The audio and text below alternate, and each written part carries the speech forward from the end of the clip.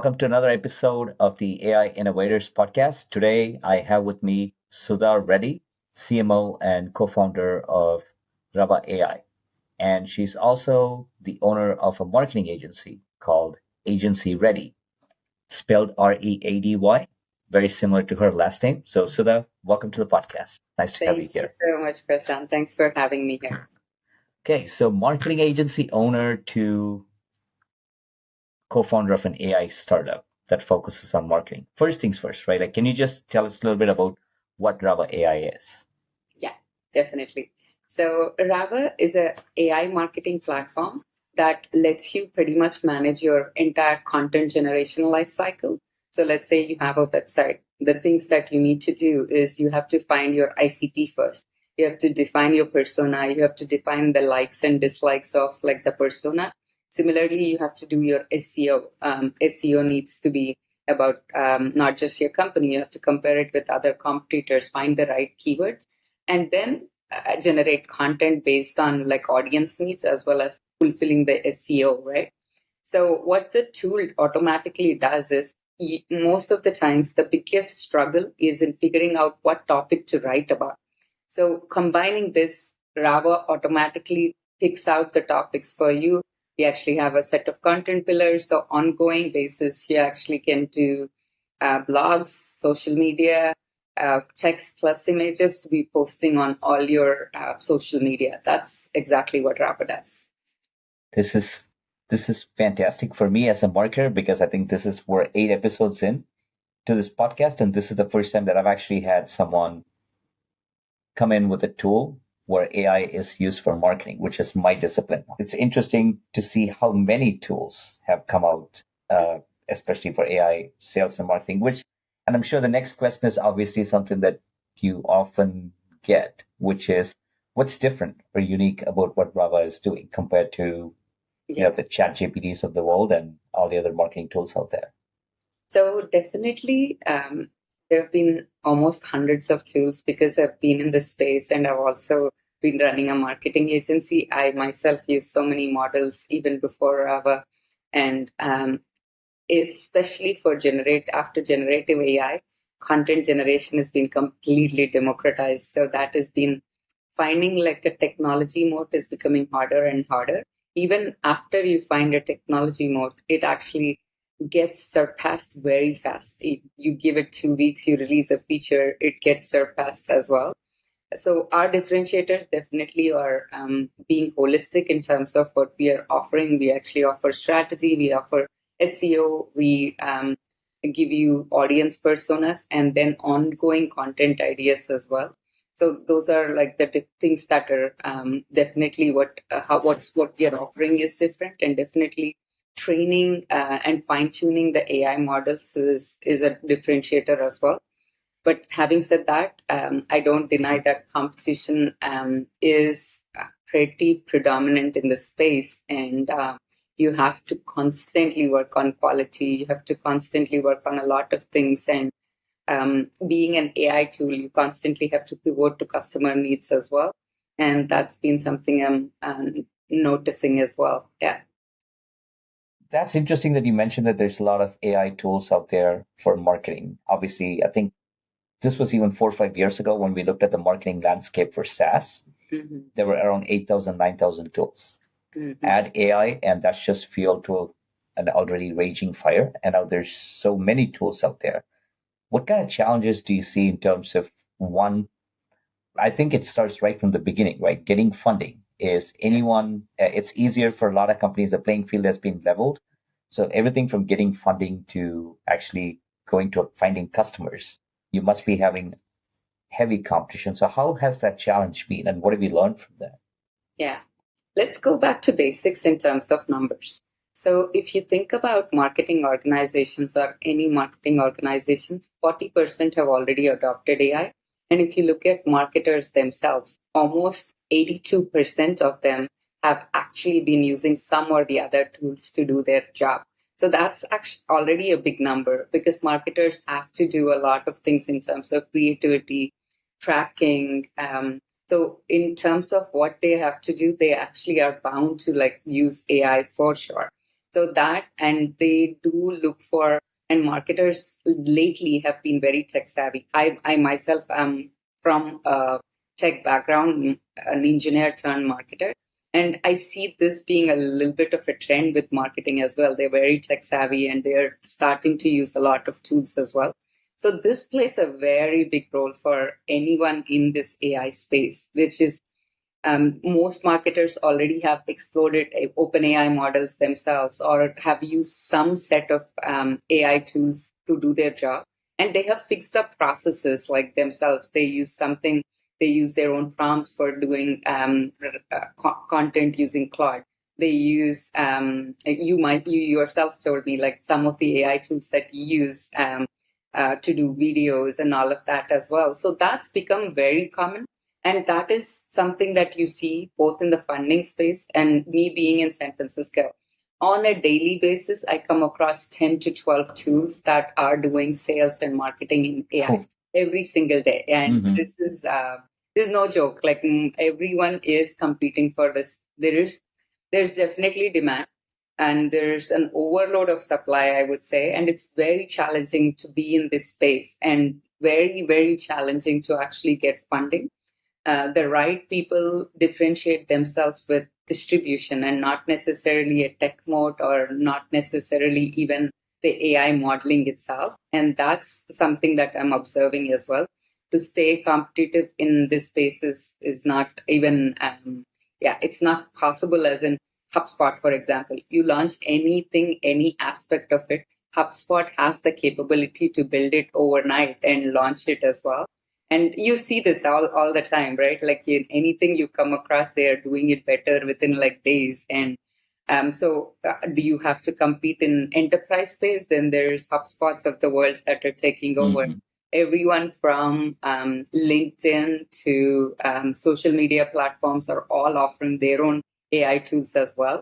So marketing, especially in a siloed world, is even more difficult to compete. There is a holistic space, especially for smaller players that can't use HubSpots. There is a little bit of a possibility there, but even there, the competition is insane, and it's everything is being democratized for sure in AI, and this is something I see even more in marketing. That is, as a founder, I can imagine how challenging it must be currently in this scenario with an AI and marketing tool. Yeah. But also as a marketer, I'm a marketer and you're a marketer. Do you ever get the sense of satisfaction that finally it's marketing time to shine in the spotlight because the moat with tech has gone away, and so now it's all about distribution? Yes, exactly. That's the beauty of you very rightly put it. I think marketing never got the focus it needed in the tech space till now. AI is just given it like handed it over to you because tech is no longer a differentiator. Marketing, branding, distribution are the players that made a difference. There is also the Silicon Valley term called taste. So the way to differentiate yourself as a company is not through your tech now, but through taste. And by taste, what we mean is there's branding, there's UI UX design, there is definitely your distribution, like how you're presenting your brand is like your differentiator. And then the more you can attract the right distribution, it could be whoever it is, it could be your space's founders, startups, or enterprises. If you can capture a big chunk of that market, whatever guerrilla techniques you can use to make that happen, to reach this AI tool to them, is where the differentiator or where you can stand out. In that sense, I think marketers have got they have a niche to like present themselves, and they're getting that attention that is deserved, and that's the part I love as well. Although Rava is an AI platform, the number of calls I'm doing in terms of advising on, hey, what are the strategies to launch my AI tool are a lot more than even like a Rava training or demo, because lately it's been like on a daily basis, I do at least 3 to 5 advisory calls in terms of, hey, what should be my GTM strategy? And in this space, I'm competing. Like, how should I compete? I have these tools because people can build tools in 2 weeks now. And if you're not like building in 2 weeks and launching and monetizing within 2 months, you're already redundant. And so everyone is like, okay, can you please like get on a call to guide us in terms of strategy is where I'm loving my work as well.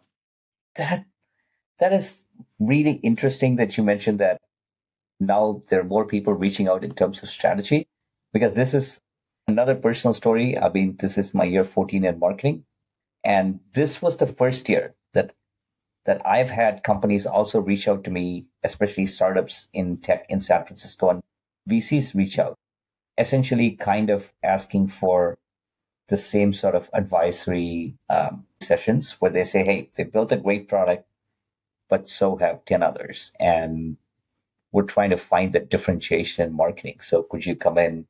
Could you come in and take a look at what's under the hood in terms of their marketing? That's yeah, it's a good time to be a marketer, and it's also a bad time to be a marketer, I guess, because AI is doing all of our jobs, or at Yeah. least most of it. Yeah, I feel I'm much more junior to you in terms of marketing. I call myself an accidental marketer. I have always been in starting from an engineering and product roles, and I've done a variety of roles and variety of hats.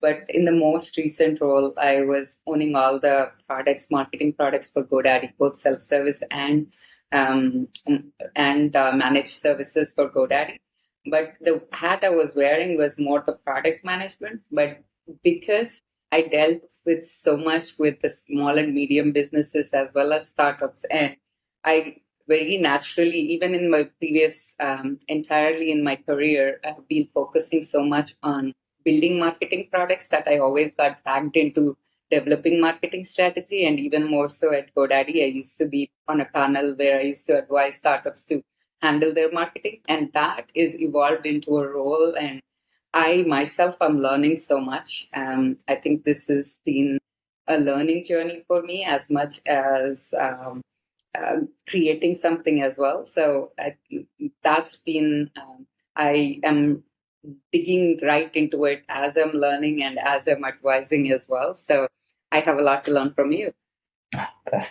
Yeah, sometimes it feels like, especially marketing today, it feels like you have to unlearn decades, or you have to unlearn years of marketing best practices that you've learned. This is not like engineering, right? I'm also an engineer. In engineering, the best practices, the basic principles always remain the same.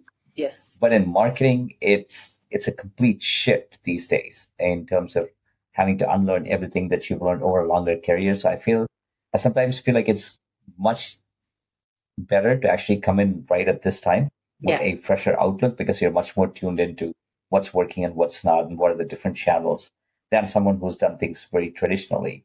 And now all of a sudden you have to switch. Yeah.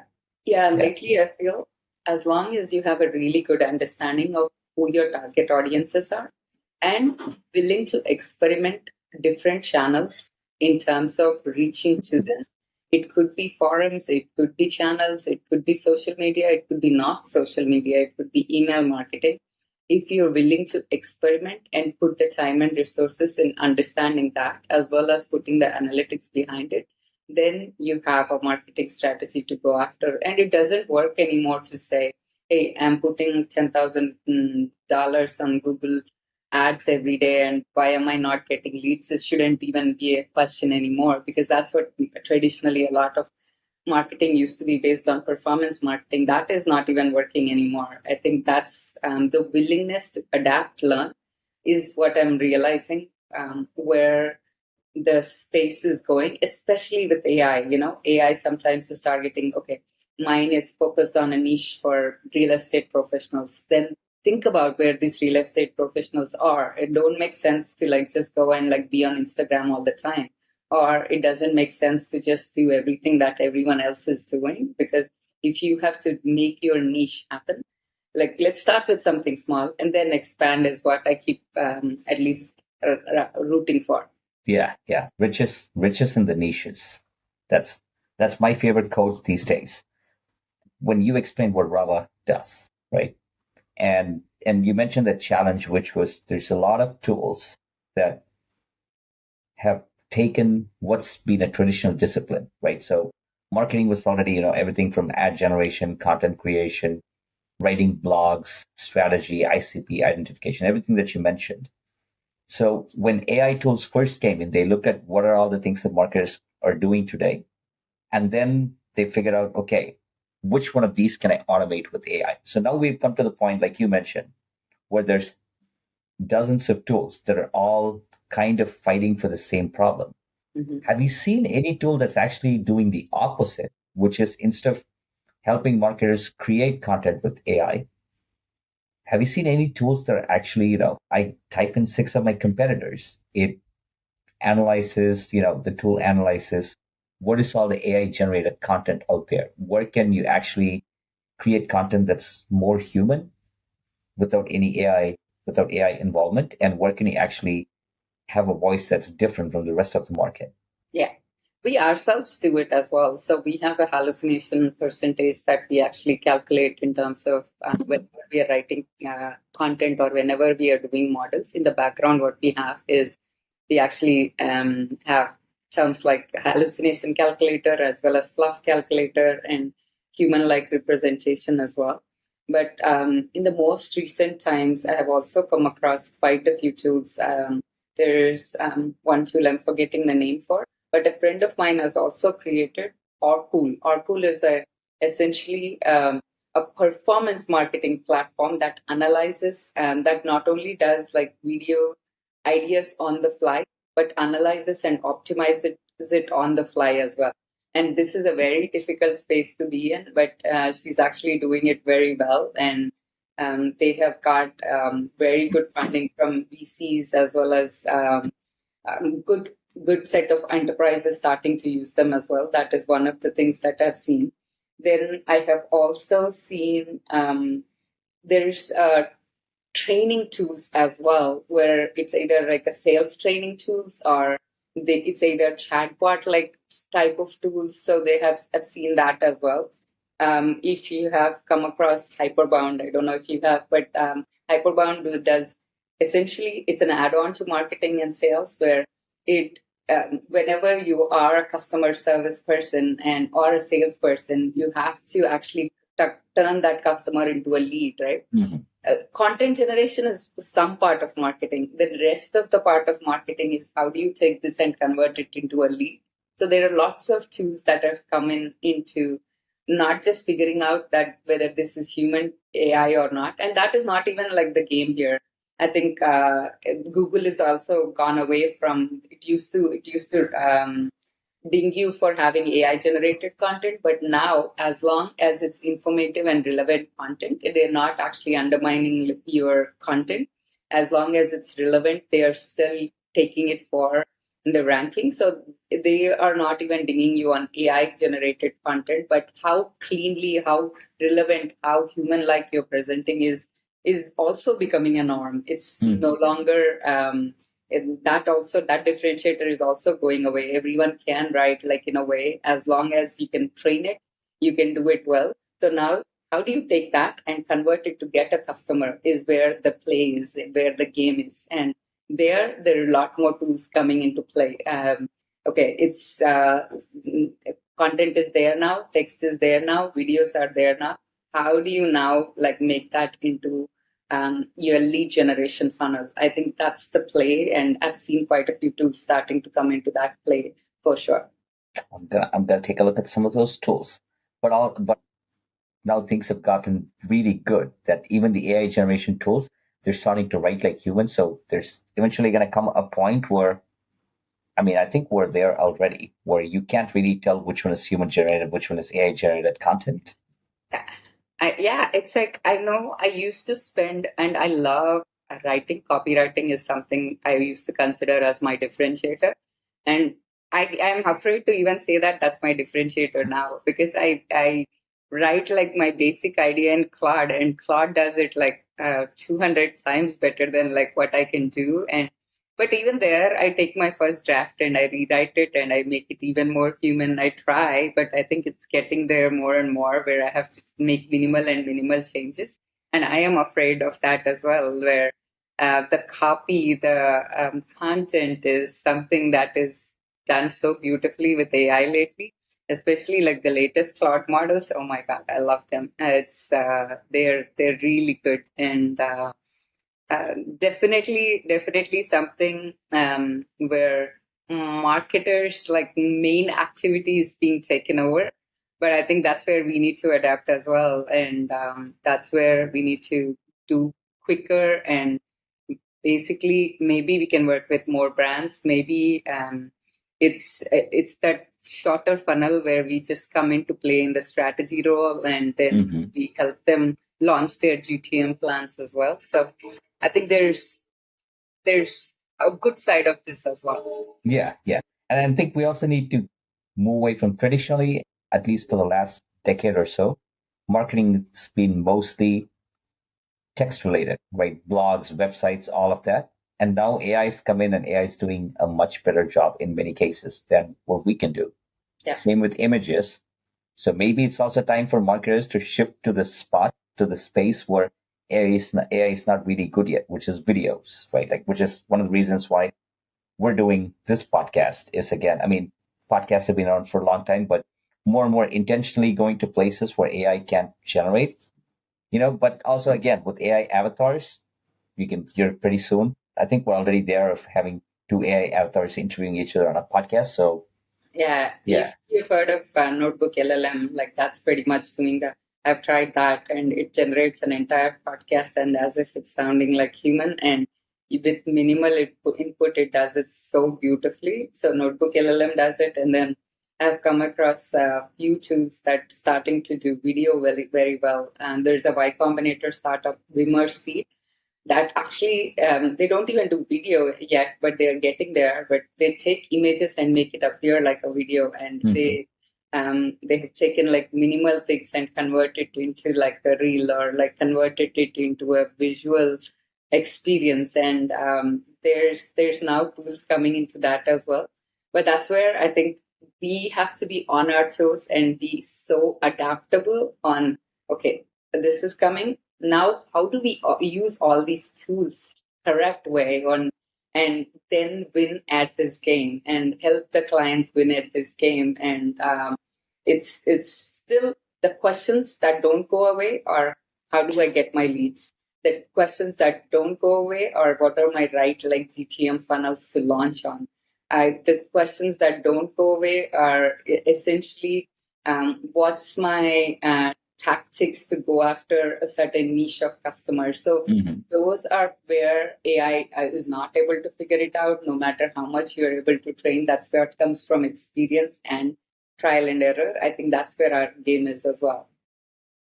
So that it's been a pleasure having you on the podcast here, and finally a marketer to come here and talk to us about everything that's been going on in with AI in marketing. Good luck with Rava AI. I'm actually going to go and test it out right after this. And yeah, hope to talk to you soon about all other things marketing.